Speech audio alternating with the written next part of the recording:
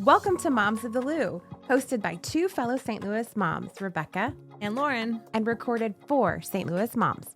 Grab your laundry basket, kick your feet up for nap time, or head out the door for pickup, and spend a little time catching up with local moms who are making a big impact in St. Louis. Let's dive into our discussion today. All right, St. Louis moms, we are back for another episode of Moms of the Lou. So excited about this discussion today. I think it will be timely and give you a boost. So we're joined today by Stacy McCann. She is a licensed mental health therapist located in the Metro East. So we are going to be talking a lot about all the things that moms are up against these days. So welcome, Stacy. Thank you so much for having me. I'm so excited. We're thrilled to have you. Yeah, so you're a Metro East mom, right? I am, so Edwardsville. let's start there. What are some of your favorite spots in Edwardsville? I love Ed's. I don't know if you know like the whole Cleveland Heath history, but Cleveland Heath's been around a long time. Mm-hmm. Ed Heath was half of Cleveland Heath. He moved away and he came back, and now on Main Street he has a deli and bar. And it's like if you ever want to go for dinner but have a sandwich and a really good cocktail, combination of those. It's like my favorite place to go when I don't have my daughter with me. Yeah. But they do have hot dogs. And she loves their hot dogs. So she can come sometimes too. Amazing. And that's Ed's. There. Ed's. Yep. How fun. Yeah. So Ed's is sort of a hot place right now. With my daughter, the Edwardsville Children's Museum is like amazing. They add on literally like every month there's something new there. Yeah. The outside area there is just spectacular. It just like doubles their entire space. So we go there a lot. We go to Pottery Hollow a lot and we paint pottery. Just kind of hitting up the local places in Edwardsville. But we come on this side of the river a lot too. Yeah. Any local coffee shops in Edwardsville we should know about? Yes. I do always go to Goshen. Goshen sort of has my heart just because they started at Edwardsville. And so it just feels like home there. And they have 2 locations now, literally in Edwardsville. So that's kind of neat. But I also really love 222. Just artisan bakery coffee shop. Cool. They actually catered my baby shower. And so long history there as well. That's the last place I took my daughter before the pandemic. She was 9 months old. So you have a special place in your heart there. For the, core memories. So we love going there as well. So take us back a little bit. Are you from Edwardsville? Are you from the St. Louis area? So no, I'm not. I've lived here over a decade at this point. Okay. I moved here in 2010.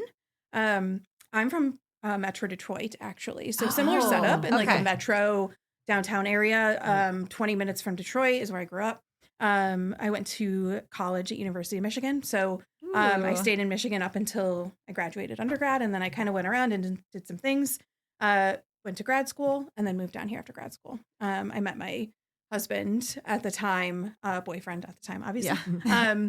We met through some mutual friends, and he's from here. He's from Staunton originally. So he was from here. I didn't have a job. I had graduated grad school, was kind of free. And so I came on down over here.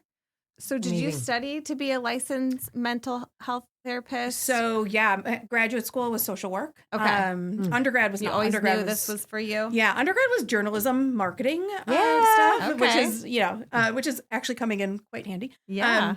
Owning your own business. But grad school was social work. I knew I wanted to go into working probably with children at that point, and social services of some kind. I really wanted to go to schools, do school social work. And so I graduated sort of with that intention. And when I moved, I started working for what is now Easter Seals. It was not Easter Seals at the time, doing kid work, parent support, parent training, parent education. And that's really how I got my path into sort of therapy. Okay. So it takes a long time to get your license. You have to do like 3,000 hours after grad school. So I did all of that at Easter Seals, and that sort of set my trajectory forward. So you're a huge, that's a lot to, it's a lot of work. It's a lot of work. Yeah. Longer history than I would like. But It got you here. It got you here. So your main focus is what I'm seeing is that it's you're there for the mental health of the mother. Yes. And what brought you to that specifically? Yeah, that's a great question. So through all my history, I was working with children a lot. And when you work with children, you have to work with their parents, right? But when I say parents, like, who do you think was showing up to those appointments? It was moms, right? So I had a long history working with moms. Then I became a mom. in 2019. Mm-hmm. Then the pandemic hit in Yep. 2020. Yeah, wow. And so all of that combined sort of pushed me towards moms. Yeah. And the pandemic really is what shone the light on, like, moms were the ones quitting their jobs to stay home. Were the ones who were role playing as teachers, while their kids were home. Moms were the ones sort of taking all of that on, some by choice and some by not. So when that sort of, I don't know, that the light went on for that, with me, and I think with general society as well. And so I decided at that point, I wanted to launch my practice because I wanted the control over my schedule so I could spend time with my daughter. But I knew when I launched it, it had to be about moms. So it took me 2 years, but I launched in 2022 and have been, I had a handful of kids as clients, but I knew moms were going to be the focus. Yeah. So that's been the trajectory ever since. For nearly 5 decades, the St. Louis Children's Choirs have been a constant source of inspiration for thousands of children, where every week their voices rise in harmony. The St. Louis Children's Choir's new gala, In Harmony, celebrates these remarkable young artists and launched the next era of the choirs under the innovative leadership of Artistic Director Dr. Allison Moore. More than simply a choir, SLCC is a beacon of hope and healing for our home city. It is proof that when young people are nurtured, our entire community thrives. Join the St. Louis Children's Choirs at the pageant on April 11th, 2026, for an evening of excellence and entertainment where your support becomes part of their shared song. Visit slcc.givesmart.com for tickets. Wow. What? Okay, it's 2026. Yep. March 2026. What are you seeing just kind of across the board that moms are, some of the common things that moms are struggling with these It is days? interesting. I hear the same things. Everyone has their own story, but I hear the same things when people call. I hear, I don't know who I am anymore. I've lost touch with myself. I feel invisible. I feel like I'm just doing all the things in the background and nobody notices me.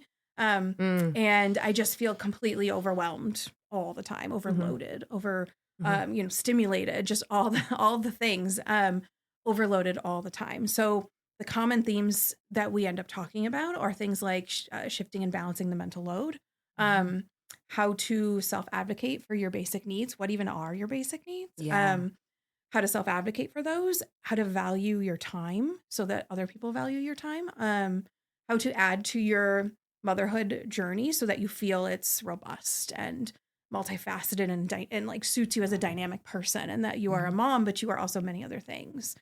So it's like some self-identity and self-expression related to identity.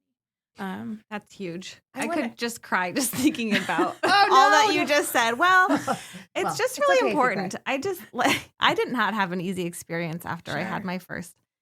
And I just feel like the support necessarily wasn't around, or this conversation wasn't around when I had, so my daughter's going to be 10 this month.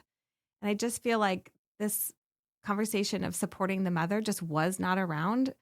And do you feel like that's something that's, what came first, like the chicken or the egg? Like, were the moms getting stressed more first? Yeah, I think this is not a new problem, right? I think there are new attributes to this problem in that, like, intensive mothering in 2026 was not a thing in 1955, right? Correct. Like the amount of time we're expected to spend with our children, 100%. the amount of activities we're supposed to be 1,000%. signing them up for, right? Like that wasn't at play. But I think the mental load was at play. I think just the default parent situation was at play. And I think it was just an unwritten rule that if you signed up to be a mom, you self-sacrificed totally and completely. And you were an absolute martyr in the home. And that's where most of our grandparents, our grandmothers were raised in that direction. And I think even today, little girls are still sort of pushed in that direction.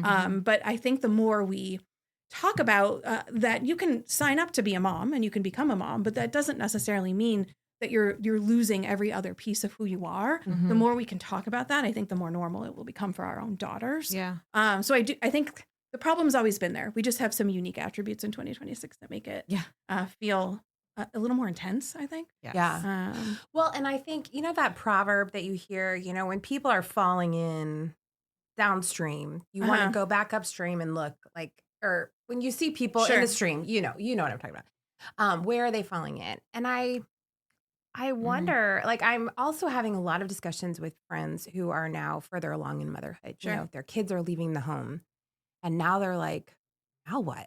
You Yeah. know, I've Sure. literally filled my whole life with my children. Absolutely. Everything.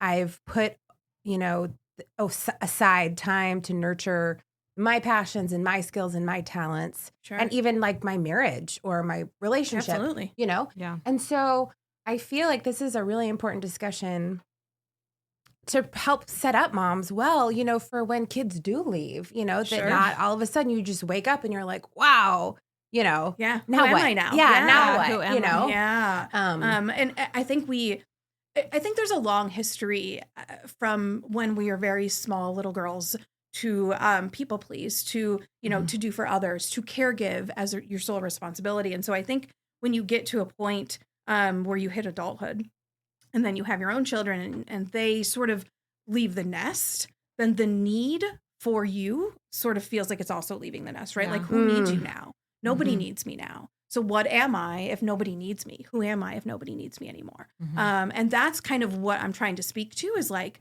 that's important, right? That role of caregiving your children and meeting needs is important, but it cannot be the only role you play. Yeah. It can't. Because when those children go on, and they always need you in some sense, but they're not needing the tangible, like everyday kind of stuff, then you have to be able to fulfill yourself with yourself.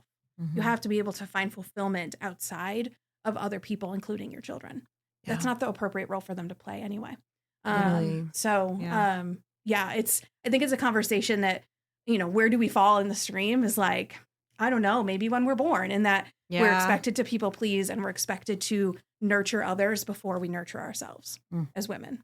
So you said something about people feeling invisible. Yeah. Seeing this as a common theme when Yeah. they come to you. And so my question for you is, how can a mom, because I feel like if you talk to 10 moms, they don't want a red carpet rolled out for them, like definitely with not. the Sure. crown and saying, you're the most amazing mom ever all the time. Sure. Yeah. I think just some sort of acknowledgement or just like, hey, Yeah. I see like how much you're doing, or man, like we couldn't do it without you.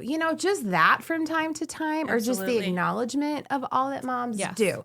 So what are some of your tips for like how moms can maybe like express that or Yes, communicate that in like Sure. an effective way in their home? Sure. I talk about this in sort of several veins, and one of them is just starting to say all of the running dialogue in our head out loud. So, and what I mean by that is, I think I always use the dishwasher for an example, right? Like unloading the dishwasher is a chore, it's a task, anyone can do it. But me knowing that my daughter's favorite water bottle is in the dishwasher and it's covered in spaghetti because we had spaghetti, but field day's Friday and she's going to want her favorite water bottle because that, go on. I have 7 more layers, right? Yes. That's the mental load. That's mom life. Yeah, right. But like, do you think my husband's thinking about right that? now?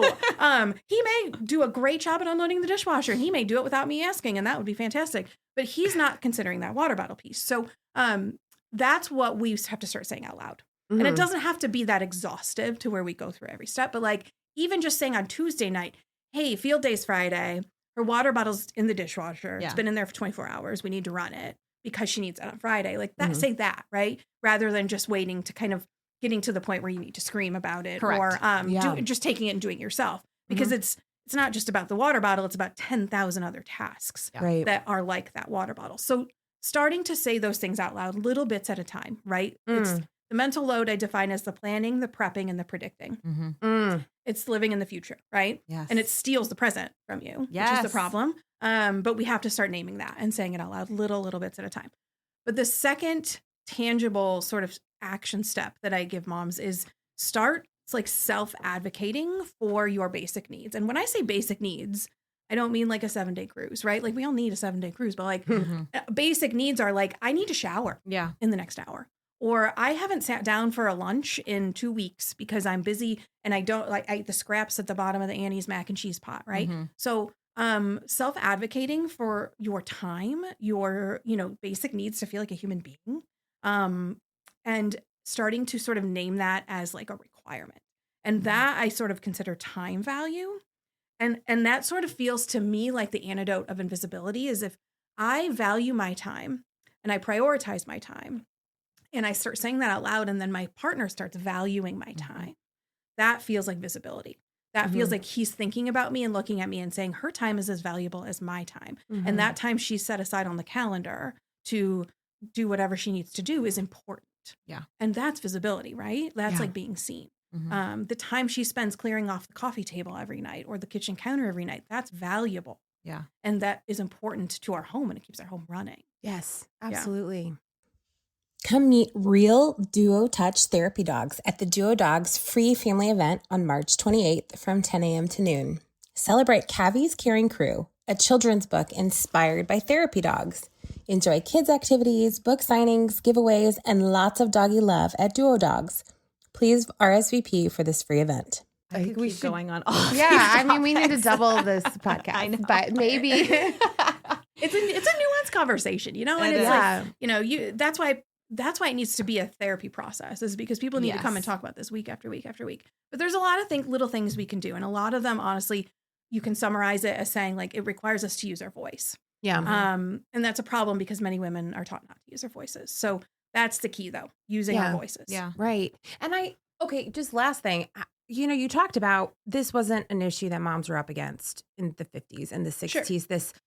This a lot of activities and a lot the of intensive, and even just And opinions. And I feel like there's a lot of yes, opinions and social too. judgment. Yes, correct. 100%, And like yeah. social media and phones, like even that's been a discussion in our home right now that feels like it's weighing so heavy. It's like, how do we navigate that? Yeah. And that wasn't even on the radar 50 No, years ago. You for know, sure. how do we It's another manage challenge. technology use with kids? And so do you feel like there's at some point moms like have to push back against Sure. some of this and say, listen, our lives are too full. We need to like pull back on Absolutely. some of this, Yeah. you know? Absolutely. I think that's part of using our voice, maybe, is this third piece of setting boundaries for ourselves and protecting ourselves and our family's peace and our calm and our regulation by saying no occasionally, but also just by saying like, I'm not going to post this online. You know what I mean? Like, or I'm not going to like look at the apple orchards that everyone's going to online. If we're going to go, we're going to go, or not, we're not. It doesn't matter what everyone else is doing.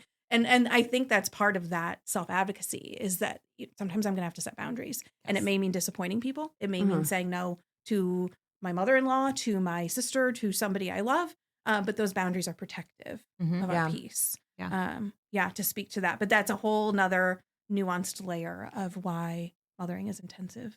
Yeah. 2026 for sure. Oof. We could keep this going. Yeah, totally. I could keep this going. I could definitely keep talking forever. for sure. Yeah. But we'll get to where people can find you and keep this conversation going. But let's make it a little fun. Sure. And I have a couple rapid fire questions for you, All Stacy. right. Is that all right? Yeah, Okay. absolutely. Okay. All right. Let's start easy. What's one thing always in your mom bag? Oh, goodness. I mean, snacks are obvious, but probably like ibuprofen, because my daughter will not stop talking ever. But yeah, I would say those two things. I love Let's it. Or go her with water it. bottle. Yes, Or a water yes, bottle. for both of us. Oh, the water 7 drinks bottles. at all times. Yeah. For all of us. For sure. Okay. What fills your cup the fastest? Honestly, what I did yesterday, which is going out to eat by myself. Mm. It's like one of my favorite things to do because it tackles like many things at once, where I don't have to make a meal. Yeah. I'm by myself, but like with other adults, and, outside in the community. And I'm alone, so I don't have to like cut her food up and like entertain her in any way and all And that you're not stuff. cleaning it up So it afterwards. hits a lot of like needs for me. So, Yeah. I love that. yeah. Love that. Okay. Favorite 10-minute reset for yourself? Ooh, good one. I would say a quick walk outside is always restorative if I can make that happen. But that 10 minutes of that is not always feasible. Sometimes in that margin time where it is like just 10 or 15 minutes, I honestly like opening up my notebook and writing sort of either stream of thought consciousness or making some kind of list of some kind, where I can just take what's in here and put it down here. I'm calling those brain dumps now. Yes, brain that's dump, what yeah. it is. A 10-minute brain dump. But that's why I always have my notebook with me, because if I need it, I need to get it out. Put it down. Yeah. Yeah. Okay, last one for moms. Finish the sentence. You're not failing. You're just. You're not failing. You're just stretched too thin. Mm. I'm going to leave it. Yeah. I could go on about that, but we're going to leave it. We're going to stretch too thin. Just leave it there.